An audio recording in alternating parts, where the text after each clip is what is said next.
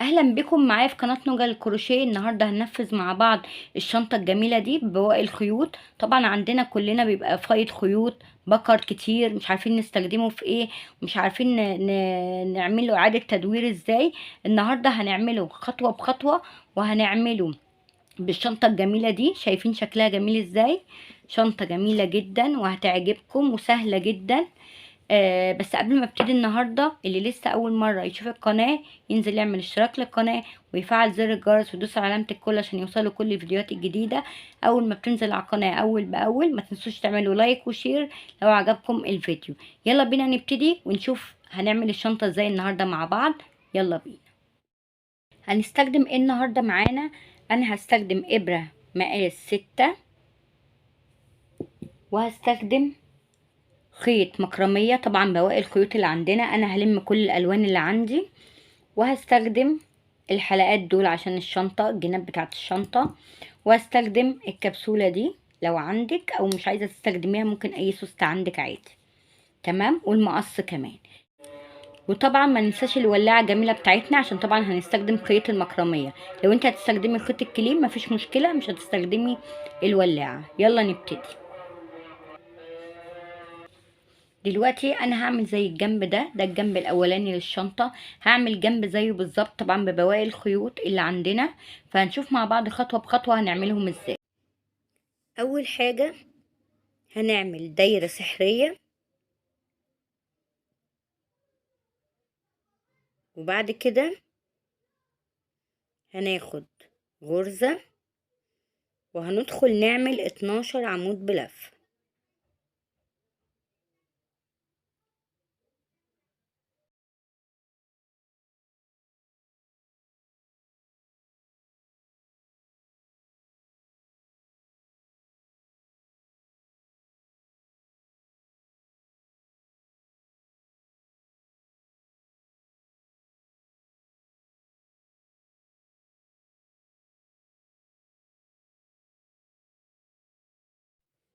بعد ما خلصنا الدور هندخل فين بقى؟ شايفين الغرزة دي كده اهي؟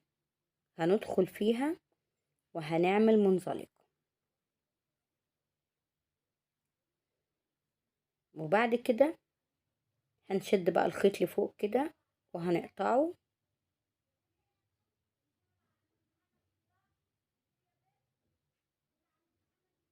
وبعد كده هننضف الخيوط ونثبتها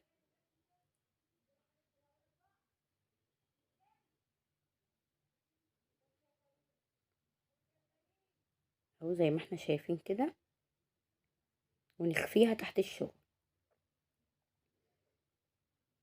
ننضف شغلنا اول باول، وكمان خيط البداية هناخده معانا وننضفه.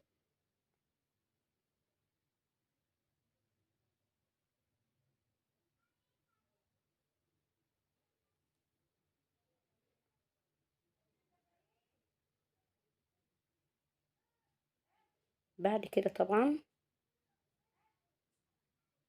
بالولاعة عشان الخيوط دي ما تنسلش، طبعا احنا عارفين الخيوط المكرمية.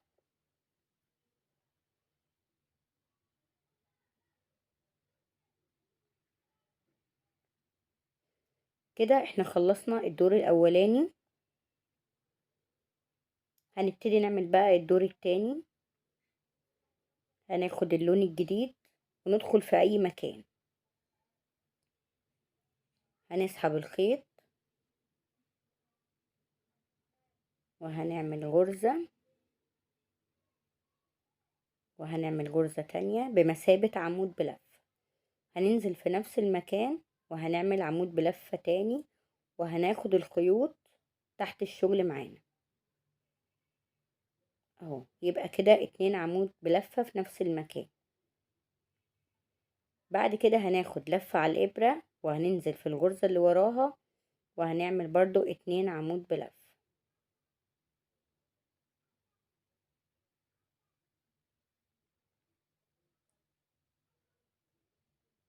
تمام، هناخد لفة وننزل في الغرزة اللي وراها ونعمل 2 عمود بلفة كمان.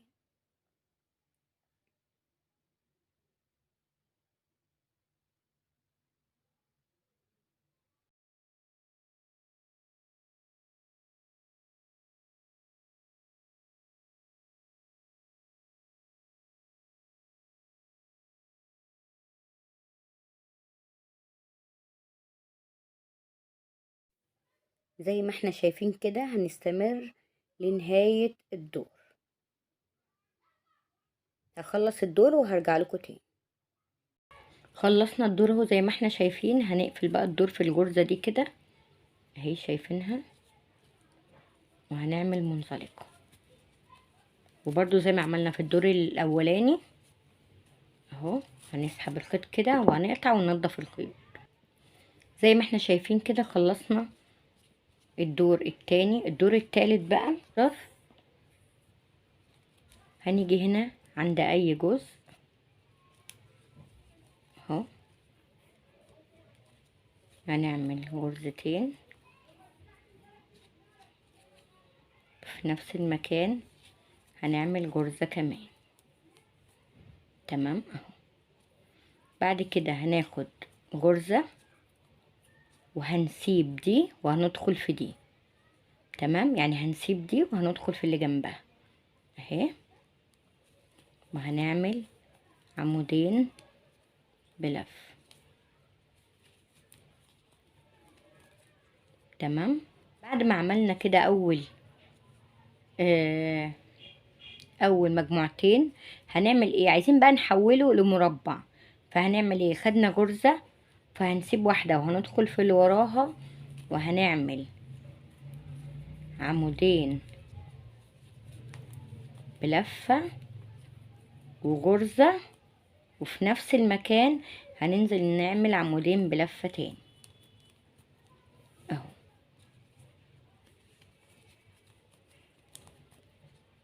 تمام، ده اول كورنر. بعد كده هناخد غرزة وهنسيب غرزة من تحت وندخل في اللي وراها نعمل عمودين بلف. بعد كده هناخد غرزة وهنسيب اللي وراها وندخل في اللي بعدها وهناخد عمودين بلف. بعد كده عايزين نعمل الكورنر اللي زي ده، فهنعمل غرزة وهندخل في اللي وراها وهنعمل غرزة عمود بلفة سوري، في نفس المكان عمود بلفة، بعد كده سلسلة ونعمل عمودين في نفس المكان عشان ده الكورنر التاني.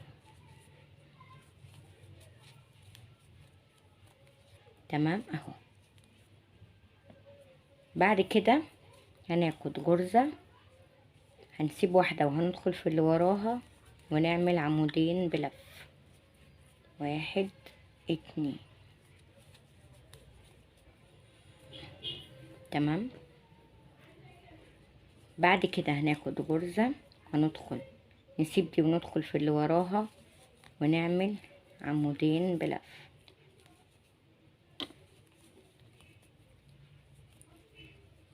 تمام. بعد كده هناخد غرزة وهنعمل الكورنر التالت، هنسيب دي وندخل في اللي وراها ونعمل عمودين بلفة، سلسلة، عمودين بلفة في نفس المكان.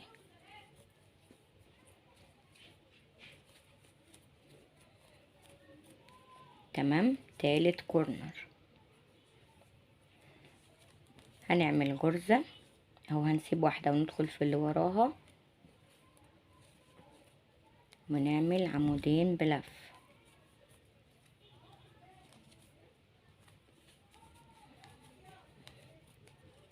وهناخد غرزة هنسيب دي وهندخل في اللي وراها ونعمل عمودين بلف.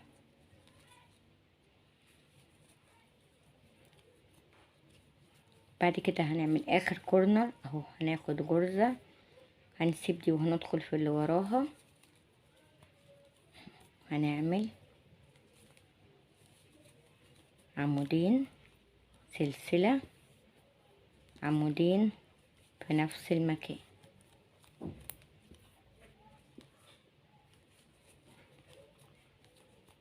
تمام اهو الكورنر الرابع.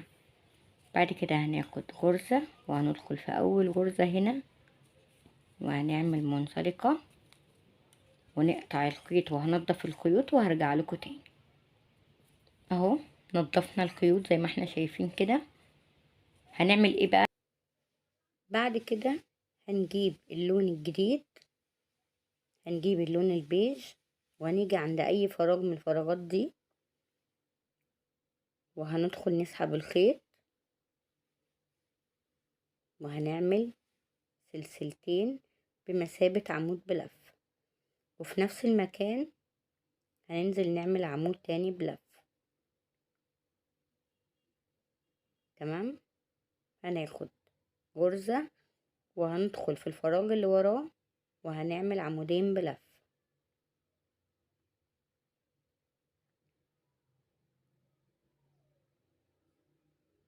هناخد سلسلة وهندخل في الفراغ اللي وراه برضو عمودين بلف.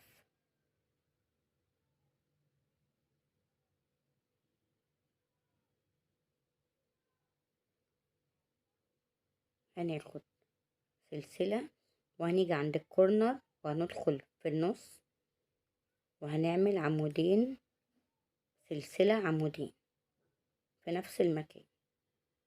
ادي عمودين سلسلة، عمودين.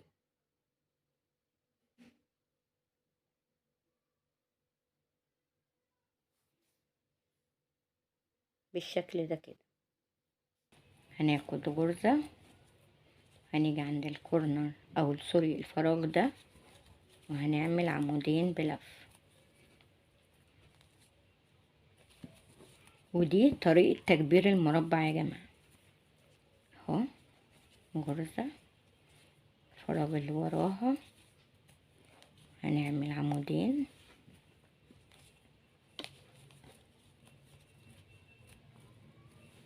بعد كده سلسلة، الفراغ اللي وراها عمودين،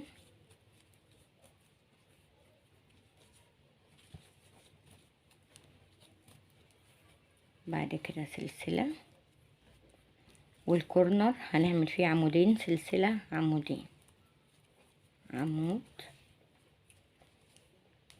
التاني سلسلة، عمودين.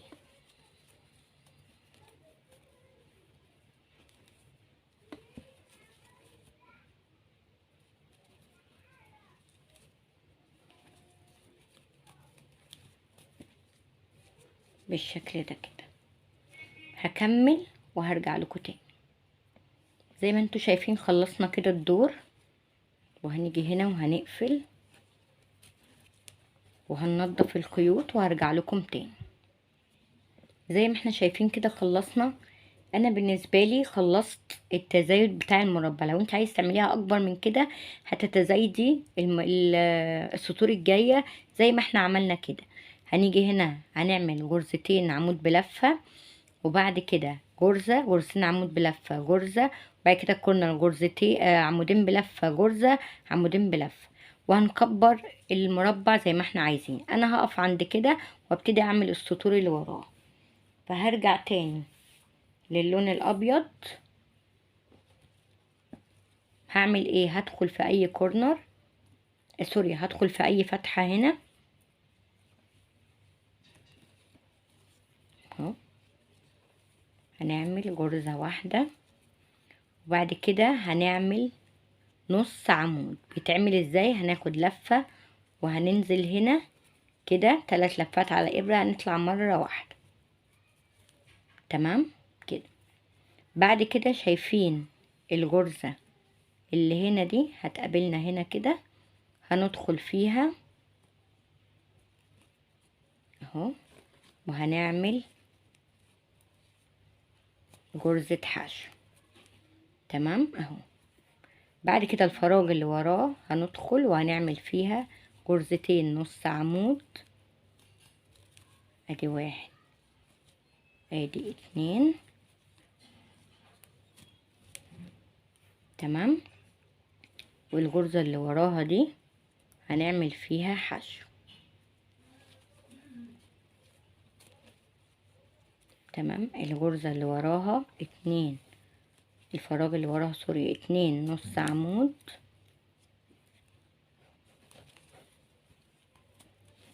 اهو زي ما احنا شايفين كده. بعد كده الكورنر، قبل ما نيجي عند الكورنر اهي الغرزة دي كده هندخل وهنعمل حشو. تمام. الفراغ اللي هنا ده بين المجموعتين دول هنعمل 4 نص عمود، 1 2 3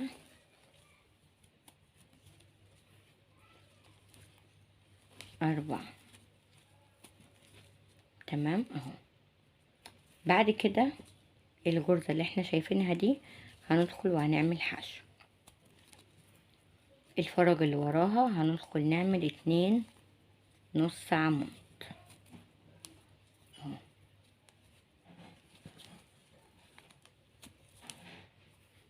بعد كده الغرزة دي حشو، الفراغ اللي وراها 2 نص عمود.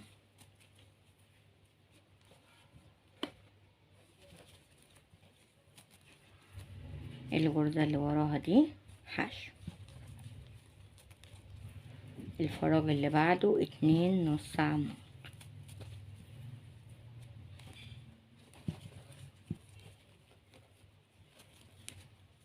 تمام. الغرزة دي حشو، الفراغ اللي وراها 2 نص عمود.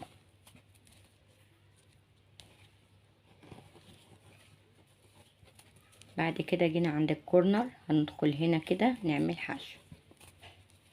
في الفراغ اللي هنا في النص هنعمل 4 نص عمود، 1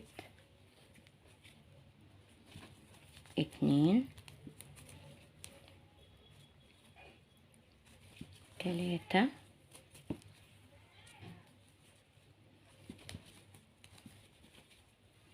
4. تمام. وهنستمر كده لاخر الدور. خلصنا كده الدور هندخل في اول غرزة وهنعمل منزلقة وننضف برضو الخيوط وهرجع لكم تاني. اهو رجعت لكم. خلصنا كده لغاية هنا كده. هنعمل ايه بعد كده؟ هنرجع تاني للون اللي عندنا اهو، هندخل في اي غرزة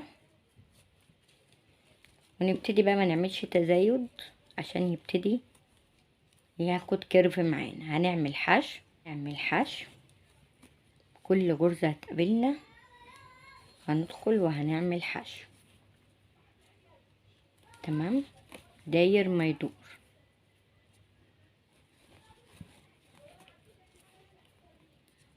تمام كده. هكمل كده غرز الحشو لغاية الاخر زي ما احنا شايفين كده. خلصنا اهو دور الحشو. هعمل كمان دور حشو باللون البيج وهرجع لكم تاني عشان نقفل.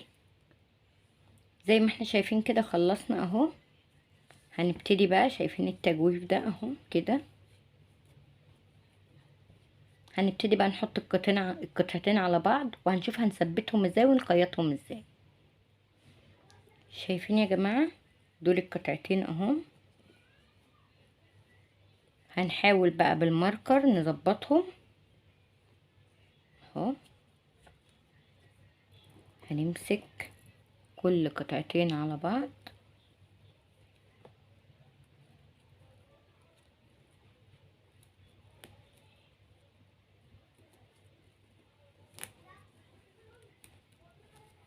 عشان بس ايه ما يتوهش مننا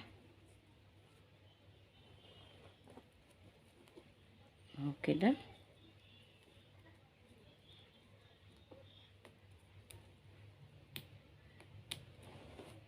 تمام. ومن هنا كمان اهو نظبط. لازم دي تبقى على دي بالظبط اهو. نحدد اهو عشان السوستة.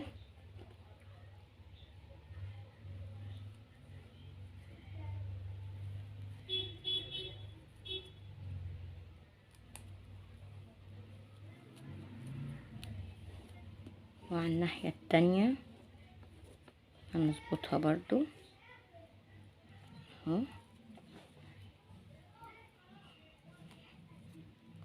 هنا كده.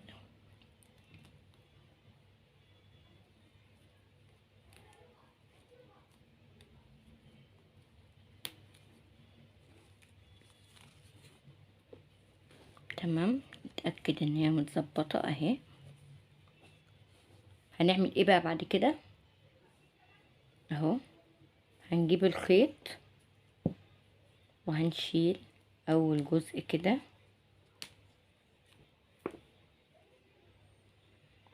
اهو،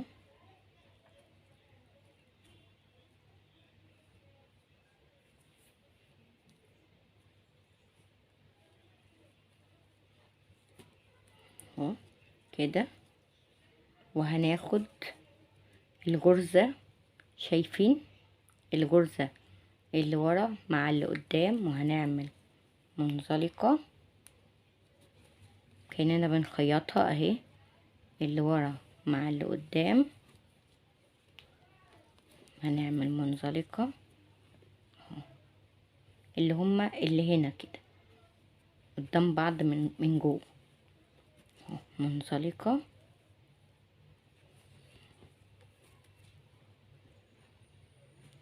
اهو. هنمشي طبعا على الشنطة كلها كده اهو، شايفين. طبعا لو عايزين تعملوها بإبرة وخيط، إبرة التنظيف يعني، مفيش مشكلة، بس أنا بحب أعملها كده بس تسهيلها، وبتبقى مدية شكل حلو ومتقفلة كويس. تمام اهو، شايفين شكلها. هخلص بقى الشنطة كلها بالطريقة دي وهرجع لكم. زي ما انتوا شايفين كده اهو، قفلناها اهي. بتشيل حاجات كتيرة، لو عايزين تبطنوها مفيش مشكلة، انا مش هبطنها. تمام. هنركب بقى مع بعض السوستة. اول حاجة هنجيب السوستة اللي عندنا، هنقيسها اهو، وهنقصها كده، هنقيسها كده وهنقصها على قد الشنطة او على قد الفتحة. بعد ما نقصها هنجيب الابرة والخيط ونقفل الجنب ده عشان ما يفكش مننا قبل ما نركبها. انا ما لقيتش خيط ابيض عندي يا جماعه، فهعمل خيط بيج، لكن طبعا انتوا لو عندكم نفس الخيط بتاع السوسته يبقى افضل اهو. تمام.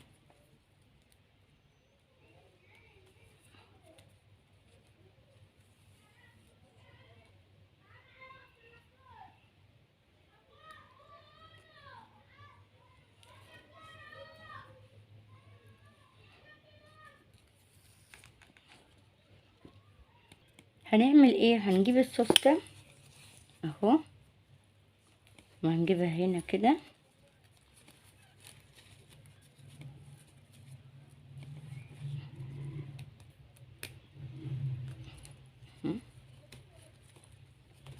ونبتدي نخيط كده، شايفين؟ يعني احنا هنمسكها كده وهنخيط كده زي ما احنا شايفين اهو. ركبنا السوسته اهو. دلوقتي لو معانا بقى ايد للشنطة هنركبها، نجيب الحلقات اللي عندنا. ولو عايزة تعملي ايد بالكروشيه انا هسيبلك في صندوق الوصف كذا شكل كذا ايد ممكن تعجبك، وساعتها عادي ممكن نخيطهم هنا كده. تمام، ممكن نخيطها هنا كده. انا هجيب الحلقات اللي هي سهلة الفتح دي اهي،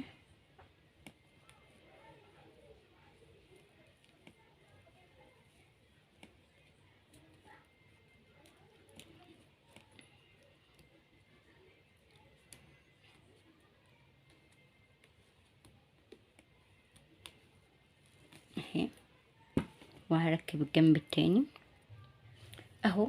انا كان عندي ايد ركبتها عادي كده. لو انت ما عندكيش زي ما قلت لك ممكن تعملي بالكروشيه عادي. يا رب يكون الفكره النهارده عجبتكم، والفكره بتاعت بواقي الخيوط النهارده تكون عجبتكم، والشنطه تكون عجبتكم. واللي لسه اول مره بيشوف القناه بتاعتي من فضلكم ينزل يعمل اشتراك للقناه ويفعل زر الجرس ويدوس على علامه الكل عشان يوصلوا كل الفيديوهات الجديده اول ما بتنزل على القناه اول باول. مستنيه تعليقاتكم على الفيديو.